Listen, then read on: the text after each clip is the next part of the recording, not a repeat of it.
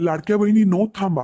जर तुम्हाला असा मेसेज आला असेल की हा आधार क्रमांक केवायसी दुरुस्तीच्या यादीत नाही, तर घाबरायचं का? लाभ थांबणार आहे का?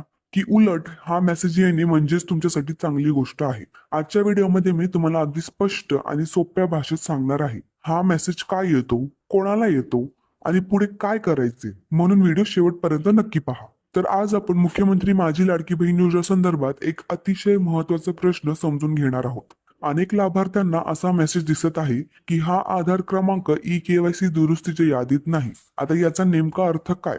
हा मेसेज का येतो? तर यामागे दोन मुख्य कारणे आहेत. पहिलं कारण म्हणजे तुमची केवायसी आधीच योग्य झालेली आहे. जर तुम्ही पूर्वी योग्य प्रकारे केवायसी केली असेल तर तुमचं नाव दुरुस्तीच्या यादीत येणारच नाही. म्हणूनच सिस्टम दाखवत आहे की आधार क्रमांक दुरुस्ती यादीत नाही. अशा वेळी काळजी करण्याची अजिबात गरज नाही. कारण नंबर दोन म्हणजे तुम्ही अजून केवायसी केलीच नाही. जर तुम्ही केवायसी केली नसेल तरी देखील हा मेसेज दिसू शकतो. अशा परिस्थितीत लाभ थांबू शकतो आणि पुढील हप्त्यांसाठी थोडी वाट पाहावी लागू शकते. मग कसं ओळखायचं की केवायसी झाली आहे का? खूप सोपा उपाय. जर तुम्हाला डिसेंबर आणि जानेवारी महिन्याचा हप्ता मिळाला असेल तर तुमची केवायसी यशस्वी झालेली आहे. कारण डिसेंबर पासून केवायसी बंधनकारक आहे. हप्ता आला असेल म्हणजेच केवायसी पूर्ण आहे. आता काहींनी केवायसी केली तरी लाभ मिळत नसेल तर अशा वेळी काय करायचं? योजनेच्या अधिकृत पोर्टलवर लॉग इन करा. तुमचे फॉर्मचे स्टेटस तपासा. रिमार्क्स किंवा शेअर कॉलम मध्ये तुम्हाला कारण दिलेले असते. ते कारणे असे असू शकतात की शासकीय नोकरीचा पर्याय चुकीने निवडला जातो, बँक खाते आधाराशी लिंक नसते,